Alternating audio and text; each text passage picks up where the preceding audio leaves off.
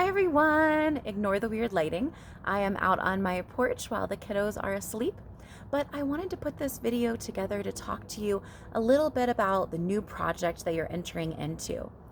First, I want to cover that you have been through the prospectus and the annotated bibliography, which is amazing.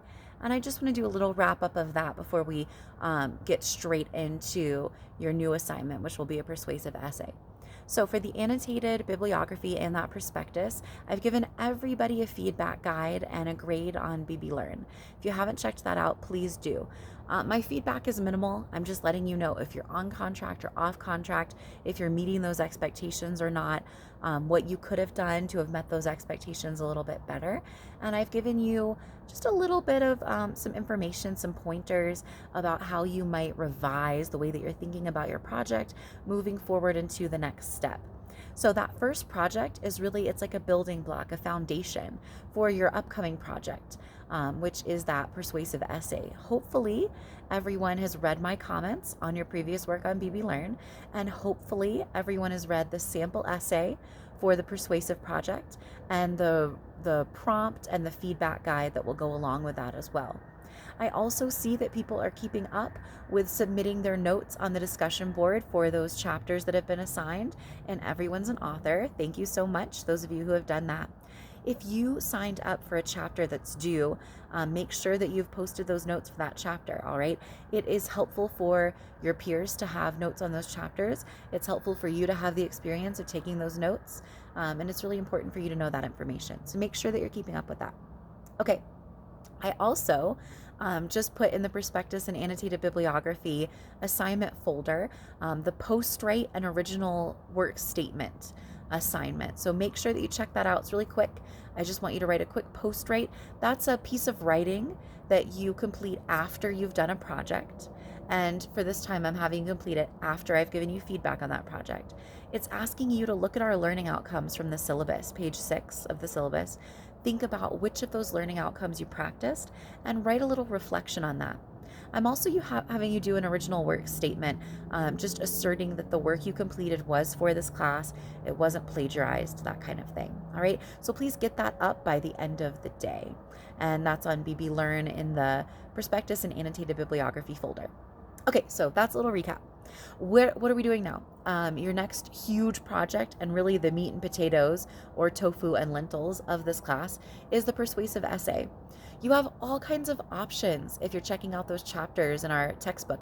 They go over kind of like a menu of options. You could do a really classic Aristotle style, which I think of as kind of like going to war. If you're very passionate about your essay and you want sort of like a going to war structure where you're right and the other side is wrong and you can disprove them, you can prove that maybe they're committing logical fallacies or something like that, and that you are correct and your way will benefit everyone, then you should really go with that Aristotle kind of style.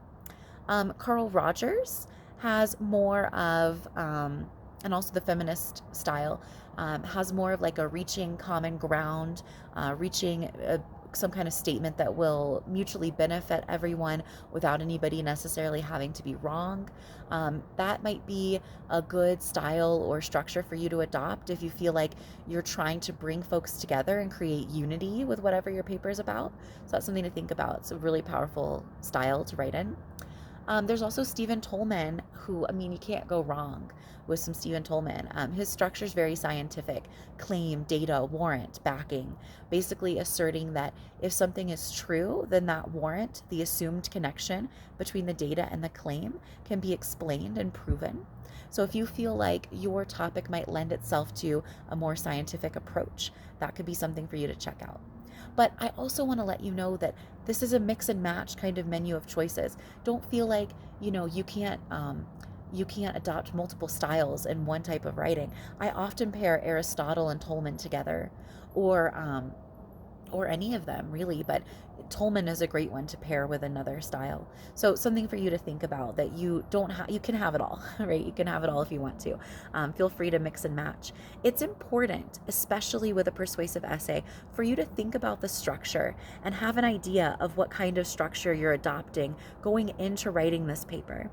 If you're trying to write the paper blind with no sense of structural goals, you might find that it falls apart. An academic essay at this level, it's very important for you to be aware of how you're approaching the audience. How are you going to appeal to them? And structure is part of that appeal. Structure matters a lot. It should feel like all of your ideas are building up towards some big point in your conclusion, some call to action that you're hoping that the audience takes. This is your moment to try to persuade them to take some sort of action that will hopefully help improve whatever it is that you're researching. So that's pretty important, whether you're the audience or you're trying to reach an audience who you're not part of. It's really important that you consider your structure.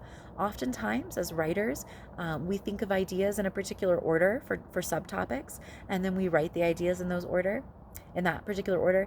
Doesn't always work out that way in terms of what our readers are looking for. So figure out, okay, your audience isn't in your head. Who is your audience? How are you trying to reach them? What paragraph order would make the most sense for them? And it's probably not the first order that you thought about. And if you think about a structure that you're maybe trying to emulate, like Tolman or Aristotle or a Rogerian structure, that can kind of help solidify your ideas, help you make a plan and an outline, so that you're not just flying blind into this paper. All right. It'll also save you revisions on the back end, because we will be workshopping this project just like we workshopped the last one. Now, the last thing I want to say, because this is a long video already, I try to keep my videos around 5 minutes. The last thing I want to say is I am around. I'm a real human being, and you can meet with me on Zoom if you want to. So whether I've asked you to or not, you can always reach out and say, hey, I've got these questions. I'll answer them via email, or we can set up a Zoom meeting to chat one-on-one. Okay, I'm hoping all the best for you and for your essays. I will see your work soon. Bye.